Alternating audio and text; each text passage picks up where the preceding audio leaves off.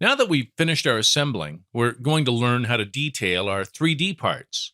For that, we're selecting the clamp set, all right? And we'll detail some of its parts.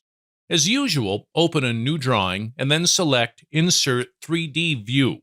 That's where we'll select which part we're detailing. For this case, we're detailing the spindle. After choosing it, an option box will appear. We can choose the view in which our piece will be on the sheet, the style of that view, and whether it will be filled or wired, etc. Now we'll select the desired view and click on Apply. I'm choosing the first view, and in rotation, I'll input 90 so our part can change its position. I'll click on OK and finish the operation. As I want to show the hole on the spindle, I'm going to cut it. Select the view and click with the right button. We'll activate Section View and we'll draw the cut line. Then click on Finish. At these configurations, we're adding the letter A on View Text, which will be our cut indication, and then we'll position it. That text is editable. Just click twice on it to do so.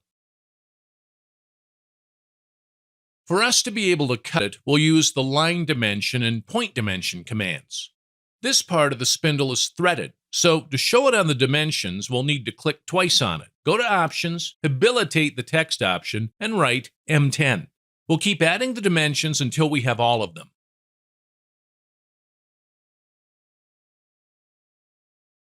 Finally, we're adding the center lines, so just go to Center Line and use the center points as a reference for your line. Now, add the detailing template. If you have any doubts on how to do it, watch our template adding video on the link that's on the description. As the clamp's body has some parts with more details, we're selecting it for our lesson. On this view, we're adding the option with trace lines, and we're making 2 cuts. One of them will show the striated part. We'll refer to it as Cut A.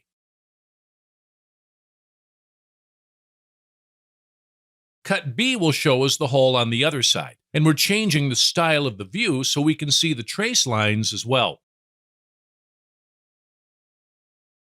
We'll use the Line Dimension command to show the striated part's angulation, selecting the upper line and an angled line from the striated part. To add the streak's dimensions, we just need to select the angled line. The other dimensions are simpler, as we're already used to it, so let's add them. After adding the dimensions, we're inputting the center lines and adding the detailing template. And just like that, we've finished the clamp's body detailing. Well guys, that's it for today. Remember to subscribe, click the notification bell to receive our alerts for our weekly training videos.